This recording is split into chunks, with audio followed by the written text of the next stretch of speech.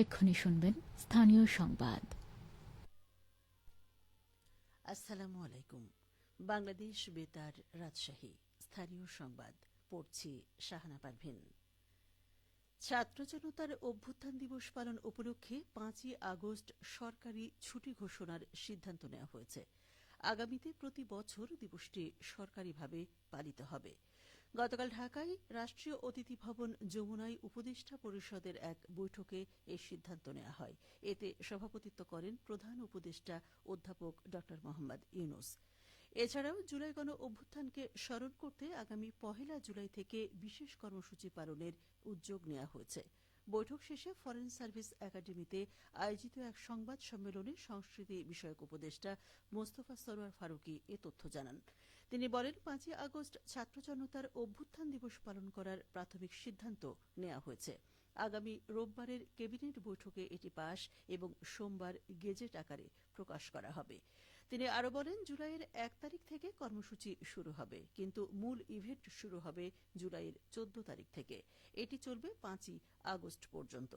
এই কর্মসূচির মূল উদ্দেশ্য হচ্ছে জুলাইয়ে যেরকম পুরো বাংলাদেশ এক হয়েছিল আবার সেই অনুভূতিটাকে ফিরিয়ে আনা। বাংলাদেশ বিমান বাহিনীর ৬৫তম ফ্লাইং ইনস্ট্রাক্টরস কোর্সের সনদপত্র বিতরণ করা হয়েছে। গতকাল বগুড়ায় বিমান বাহিনী ফ্লাইং ইনস্ট্রাক্টরস স্কুল এরুলিয়া এয়ারফিল্ডে সনদপত্র বিতরণ করা হয়। বিমান বাহিনী প্রধান air chief marshal Hasan Mahmud Khan অনুষ্ঠানে প্রধান অতিথি হিসেবে কোর্সে অংশগ্রহণকারী প্রশিক্ষণার্থী কর্মকর্তাদের মাঝে সনদপত্র বিতরণ করেন। বাংলাদেশ বিমান বাহিনীর ১৫ জন এবং বাংলাদেশ নৌবাহিনীর একজন কর্মকর্তা ফ্লাইং ইনস্ট্রাক্টরস কোর্সের সনদপত্র গ্রহণ করেন।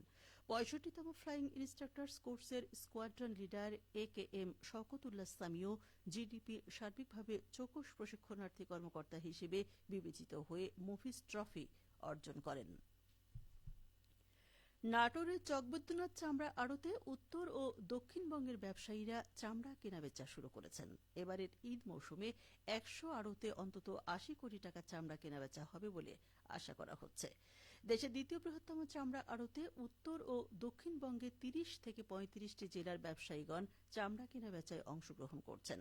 ব্যবসায়ী ছাড়াও আড়তে অন্তত ৩,০০০ শ্রমিক কাজ করছেন। আড়তের আইনশৃঙ্খলা পরিস্থিতি সমুন্নত রাখতে সার্বক্ষণিক পুলিশের টিম নিয়োজিত আছে।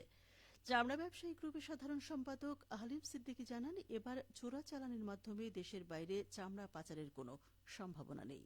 আড়তগুলোতে বড় গরুর চামড়া প্রতিটি ৯০০ থেকে ১,২০০ টাকা, মাঝারি গরু ৬০০ থেকে ৯০০ টাকায় এবং ছোট গরুর চামড়া ৫০০ থেকে ৬০০ টাকা দরে কেনাবেচা হচ্ছে। ৬ ফুট থেকে বেশি দৈর্ঘ্যের খাসির চামড়ায় ১২০ টাকা, ৫ ফুট পর্যন্ত খাসির চামড়া ৪০ থেকে ৪৫ টাকা এবং ৩ থেকে ৪ ফুট খাসির চামড়া ১০ থেকে ১৫ টাকা দরে কেনাবেচা চলছে। নাটোর জেলা চামড়া ব্যবসায়ী গ্রুপের সভাপতি সাইদার খান বলেন, এ পর্যন্ত প্রায় ১ লাখ গরুর চামড়া এবং ৩.৫ লক্ষ খাসির চামড়া কেনাবেচা হয়েছে। চামড়া কেনাবেচায় ক্রেতা বিক্রেতা এবং আড়তদার সকল পক্ষই লাভবান হবে বলে তিনি আশা ব্যক্ত করেন। বগুড়ার শেরপুরে পণ্যে পাটজাত মোড়কের ব্যবহার আইন লঙ্ঘনের দায়ে ভ্রাম্যমাণ আদালত ২টি প্রতিষ্ঠানকে জরিমানা করেছে। গতকাল উপজেলার বাগড়া চকপোতা এলাকায় ভ্রাম্যমাণ আদালত পরিচালনা করেন উপজেলা নির্বাহী অফিসার আশিক খান। এ সময় বাগড়া চকপোতা এলাকায় আলাল এগ্রোর ৫০,০০০ টাকা ও দুবলাগাড়ির শাহ সুলতান রাইস মিলের ৫০,০০০ টাকা জরিমানা করা হয়।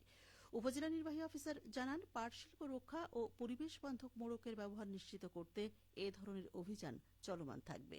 এদিকে বগুড়া ধুনট উপজেলায় ভ্রাম্যমাণ আদালতের অভিযানে ৩ ঔষধ ব্যবসায়ীর বিরুদ্ধে আইন লঙ্ঘনের দায়ে ১৫,০০০ টাকা জরিমানা করা হয়েছে। গতকাল ধুনট পৌরসভার বাজার এলাকায় এই অভিযান পরিচালনা করেন উপজেলা নির্বাহী অফিসার ও নির্বাহী ম্যাজিস্ট্রেট ক্রিস্টোফার হিমেল রিসেল।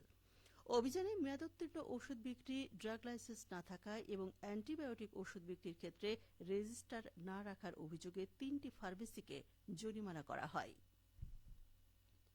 নওগাঁর পত্নীতলায় 2024-25 অর্থ বছরে খরিফ 2 মৌসুমে প্রণোদনা কর্মসূচির আওতায় ক্ষুদ্র ও প্রান্তিক কৃষকদের মাঝে বিনামূল্যে রূপা আমন ধানের বীজ ও সার বিতরণ করা হয়েছে।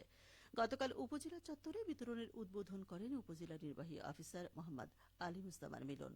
অনুষ্ঠানে উপজেলার 2970 জন প্রান্তিক চাষীর প্রত্যেকের মাঝে 5 কেজি করে রূপা আমন ধানের বীজ, 10 কেজি এমওপি ও 10 কেজি করে ডিএপি সার বিতরণ করা হয়। সবশেষে আবহাওয়া। আজ দুপুর 12টায় রাজশাহীতে তাপমাত্রা ছিল 27.5 ডিগ্রি সেলসিয়াস। এর সময় বাতাসে আপেক্ষিক আর্দ্রতার পরিমাণ ছিল 92%। রাজশাহী বর্ষবর্তী এলাকায় আজ সূর্যাস্ত সন্ধে 6:56 সংবাদ শেষ হল। আমাদের পরবর্তী সংবাদ দুপুর 2:05।